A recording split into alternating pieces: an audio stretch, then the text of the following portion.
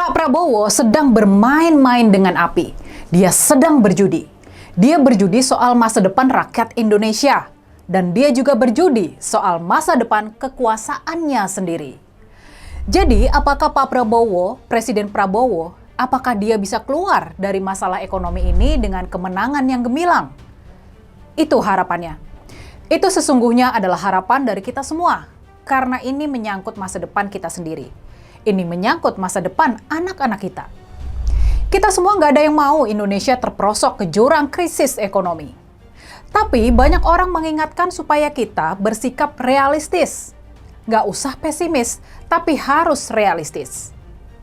Benarkah rencana besar yang dipunya oleh Presiden Prabowo dan pemerintahannya bakal bisa terwujud? Apakah rencana ini bakal benar-benar mulus berjalan?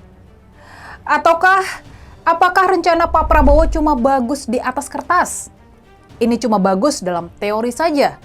Tapi pada kenyataannya, banyak faktor yang nggak mendukung skenario yang dibuat pemerintah ini bisa terwujud. Jadi, gimana kalau menurut kalian?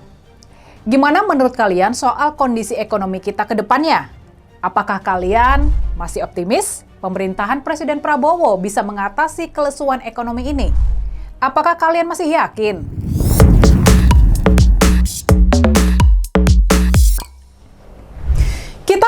Kita sangat paham. Kondisi ekonomi yang morat-marit sekarang ini bukanlah kesalahan dari Pak Prabowo. Ini bukan kesalahan dari pemerintahan Presiden Prabowo. Apa mau dikata, kondisi ekonomi yang lesu ini adalah warisan yang dihadiahkan Pak Jokowi, mantan Presiden Jokowi, kepada Pak Prabowo. Itulah realitasnya, itulah kenyataannya. Pak Jokowi nggak menyerahkan kondisi ekonomi yang sehat dan terang benderang. Dia menyerahkan kondisi ekonomi yang sudah melemah, di mana 10 juta masyarakat kelas menengah kita, atau sekitar 20%-nya, sudah turun kelas menjadi kelompok setengah miskin. Ini terjadi dalam kurun waktu hanya 5 tahun, sejak tahun 2019. Pak Jokowi juga memberikan Pak Prabowo warisan tumpukan hutang, yang kini membebani anggaran belanja pemerintah. Makanya nih sekarang Pak Prabowo terpaksa melakukan penghematan besar-besaran supaya bisa membayar hutang yang jatuh tempo pada tahun ini dan juga bakal jatuh tempo di tahun-tahun mendatang. Tapi di luar semua itu, yang paling parah, warisan Pak Jokowi yang paling parah adalah sistem hukum yang rusak dan tak bermoral. Sistem hukum yang tunduk patuh kepada kekuasaan. Sistem hukum yang korup dan tunduk patuh kepada kekayaan. Sistem hukum yang rusak parah inilah yang menyebabkan ekonomi kita ikut runtuh. Gak ada investor yang berani menanamkan modal jor-joran di negara kita, mengingat sistem hukumnya gak melindungi dan gak ada kepastian. Berinvestasi dan berbisnis di negara seperti Indonesia sangat-sangat beresiko. Jadi sampai di sini kita memang nggak patut menyalahkan pemerintahan Presiden Prabowo atas kondisi ekonomi yang sedang lesu dan menuju krisis ini. Ini semua adalah warisan yang mau nggak mau diterima oleh Pak Prabowo dari Pak Jokowi. Nah, sekarang masalah lanjutannya, pertanyaan kita sekarang adalah menyangkut masalah kesanggupan. Pertanyaannya, apakah Presiden Prabowo dan pemerintahannya sanggup buat mengatasi masalah ekonomi yang sudah diwariskan oleh Pak Jokowi ini? Apakah Pak Prabowo bersama para menteri dan wakil menterinya yang berjumlah seratusan itu sanggup buat mengatasi masalah besar bangsa kita ini? Yang kita tahu, yang kita pahami, Presiden Prabowo sudah punya rencana dan strategi buat memperbaiki kondisi ini dan mengatasi masalah ekonomi kita. Kuncinya adalah investasi, khususnya investasi asing.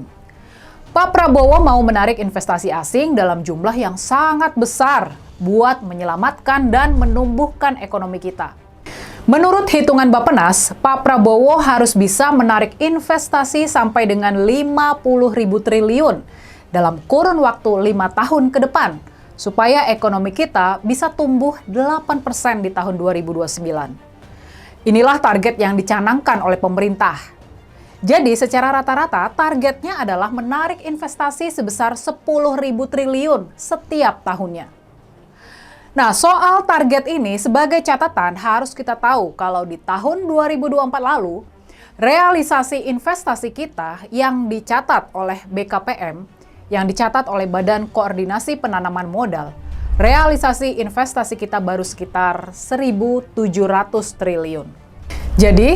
Jadi bisa dibayangkan ya, bisa dibayangkan jurang besar di antara target yang mau dicapai dengan kemampuan yang kita punya sekarang ini. Perbedaan target dari kemampuan sekarang ini mencapai 6 kali lipat. Jadi ini adalah target yang sangat ambisius yang sudah dipasang sama Pak Prabowo. Nah, yang jadi masalah sekarang, salah satu syarat terpenting dalam menarik investasi adalah soal resiko. Kita bisa menarik para investor menanamkan uangnya di Indonesia kalau mereka merasa resikonya kecil atau terkendali. Kalau mereka merasa terlindungi, kalau mereka merasa hukum di negara kita pasti dan adil. Itulah syarat utamanya. Tapinya nih, masalahnya, seperti yang udah kita bahas nih sebelumnya, kondisi penegakan hukum di negara kita sudah dirusak parah sama Pak Jokowi dan keluarganya. Sistem hukum kita sudah rusak dan tak bermoral. Sistem hukum kita tunduk patuh kepada kekuasaan. Sistem hukum kita korup dan tunduk patuh kepada kekayaan. Ini sungguh bukan kondisi yang baik buat menarik investasi dalam jumlah sampai 6 kali lebih banyak dibandingkan yang kita sanggup sekarang ini. Ini adalah benar-benar kondisi yang nggak kondusif dan nggak mendukung. Nah, dalam perspektif ini kita bisa paham mengapa pemerintahan Pak Prabowo sekarang ini begitu agresif dalam memberantas korupsi. Mereka begitu agresif membongkar kasus-kasus korupsi yang terjadi di era Presiden Jokowi dan menangkap para pelakunya. Penegakan hukum yang perlu kita dukung ini bukanlah semata-mata penegakan hukum biasa, tapi ada kepentingan ekonomi bangsa kita di belakangnya. Ini penting buat memberikan sinyal kepada para investor kakap multinasional kalau pemerintah Indonesia benar-benar serius membasmi korupsi. Ini adalah sinyal buat para investor kakap multinasional kalau investasi mereka bakal aman dan terlindungi di negara ini. Makanya nih, soal pemberantasan korupsi ini, kita harus mendukung usaha gigih dari pemerintahan Pak Prabowo. Kita harus mendukung dan juga ikut mendorong supaya pemberantasan korupsi ini nggak setengah-setengah dan juga nggak tebang pilih. Semua yang terlibat harus ditangkap dan diadili, termasuk pejabat-pejabat negara yang sekarang masih tergabung dalam kekuasaan, termasuk juga Pak Jokowi dan keluarga kalau memang ada kasus-kasus korupsi yang mengarah ke mereka. Nah, pertanyaannya di sini, pertanyaan pentingnya, yakinkah kita Presiden Prabowo bisa mewujudkan pemerintahan yang bersih dan bisa membasmi korupsi hingga menangkap raja-raja besarnya? Gimana nih kalau menurut kalian? Apakah pemerintahan Presiden Prabowo bakal sanggup? Sesungguhnya sudah sejak lama kita menyadari masalah besar yang menghambat kemajuan bangsa kita ini. Sudah sejak lama upaya pemberantasan korupsi digalakan. Bahkan sampai dibentuk Komisi Pemberantasan Korupsi di era pemerintahan Ibu Mega di tahun 2002. Tapi nyatanya kita seperti jalan di tempat dalam pemberantasan korupsi ini. Dan malahan kondisinya semakin parah di era pemerintahan Pak Jokowi. Jadi apakah kita bisa yakin Pak Prabowo bakal bisa memberantas korupsi secara spektakuler? Apakah kita yakin dia bisa membereskan masalah ini dengan segera? Apakah bisa secepat itu? Masalahnya yang harus kita pahami, Pak Prabowo sendiri sedang berkejaran dengan waktu. Kondisi ekonomi terus memburuk dan tidak bisa menunggu beberapa tahun sampai pulih. Kalau kondisi ekonomi ini dibiarkan terus memburuk, krisis ekonomi bakal menghantam kita. Dan kalau itu terjadi, kesabaran masyarakat bakal habis.